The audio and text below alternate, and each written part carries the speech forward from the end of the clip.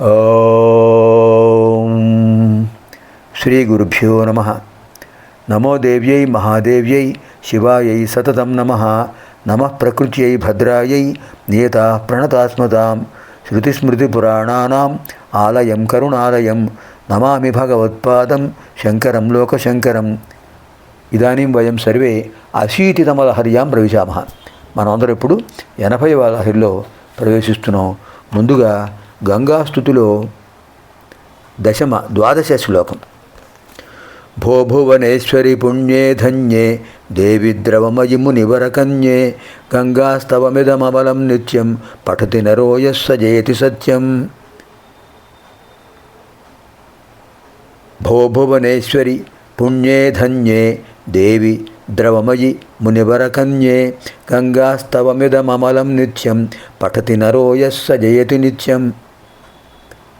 ఈ ఓ రంగా ఫలశ్రుతి లాంటిది.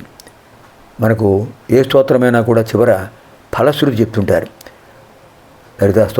లలితా సహస్రనామ స్తోత్రం, విష్ణు సహస్రనామ స్తోత్రం, అలాగే అద్భుతమైనటువంటి మణిద్వీప వర్ణన, లలితా త్రిశతి, ఇంకా అనేక శ్లోకాలు ఉన్నాయి కదా.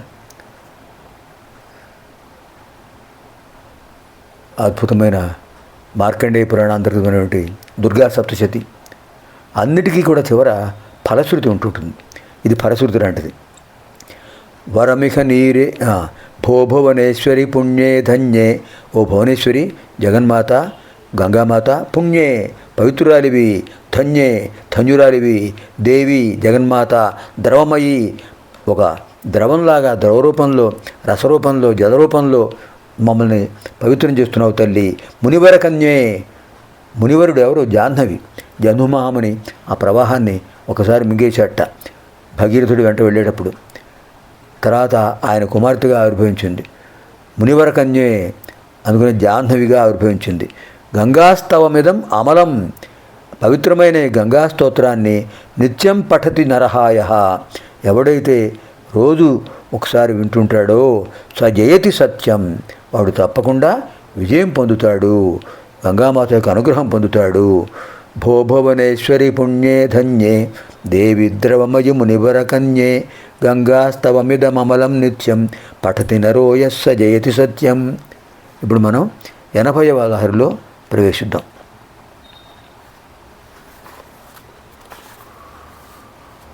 నిసర్గక్షి. ఇప్పుడు 80. ఇది కూడా అమ్మవారి యొక్క అద్భుతమైన సౌందర్యాన్ని వివరిస్తున్నారు. కుచౌ సద్యస్విద్యత్ తటఘటిత కూర్పాస విదురౌ కసంతౌ దోర్మూలే కనక కలశాభౌ కలయత తవత్రాతుం భంగాత్ అలమితి వలగ్నం తనుభువా త్రిధానద్ధం దేవి త్రివళి లవలీ వల్లభిరివ. కుచౌ సద్యస్విద్యత్ తటఘటిత కూర్పాస భిదురౌ కషంతౌ దోర్మూలే కనక కలశాభౌ కలయత తవత్రాతుం భంగాత్ అలమితి వలగ్నం తనుభువా త్రిధానద్ధం దేవి త్రివళి లవలీ వల్లిభిరివ. హే దేవి జగన్మాత, సద్యస్విచ్యత్ తటఘటిత కూర్బాస భిదురౌ, ఎప్పటికప్పుడు చమరుస్తూ ఉన్నటువంటి ఆ అద్భుతమైన ఉపవీతం ఏదైతే ఉందో, అమ్మవారు వస్త్రయుగ్మం ధరించారు. నాభి దగ్గర నుంచి అధోవీతం కింద ధరించే వస్త్రం, నాభి పైన ఉపవీతం పైన ధరించే వస్త్రం. ఆ వస్త్రం ఎలా ఉంది? అద్భుతంగా అమ్మవారి యొక్క సౌందర్యాన్ని ప్రకటింపజేస్తోంది.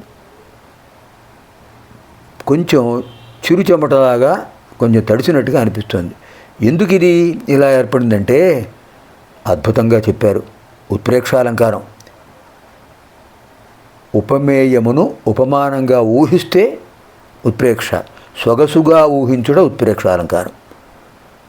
అది ఎలా ఉందంటే దోర్మూలే కసంతవు, అమ్మవారి యొక్క 2 భుజాల మధ్య రావిడి కలిగిస్తున్నటువంటి కనక కలశాభవు, స్వర్ణ కలశాల్లో ఉన్నటువంటి కుజవు అమ్మవారి యొక్క స్తన సౌభాగ్యాన్ని కలయిత సృష్టిస్తున్నటువంటి తనుభువ మన్మధుడి చేత భంగాత్ వాడు పొందిన అపాయం నుంచి త్రాతుం రక్షించడానికి అలం సమర్థమైనది ఇది అని తవ వలగ్నం నీ యొక్క నడుము త్రిబళి లవలి వల్లిభి 3 ముడతలు అనేటటువంటి లవలి లతలతో నద్ధం ఇవ కట్టబడిందిలాగా భవతి ఉన్నది.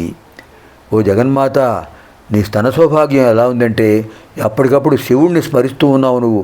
అంచేత చమరుస్తూ ఉండి నువ్వు ధరించిన ఉపవీతం ఆ పైన ఉన్న వస్త్రం చిరుచెమటతో తడుస్తూ ఉన్నట్టు అనిపిస్తుంది.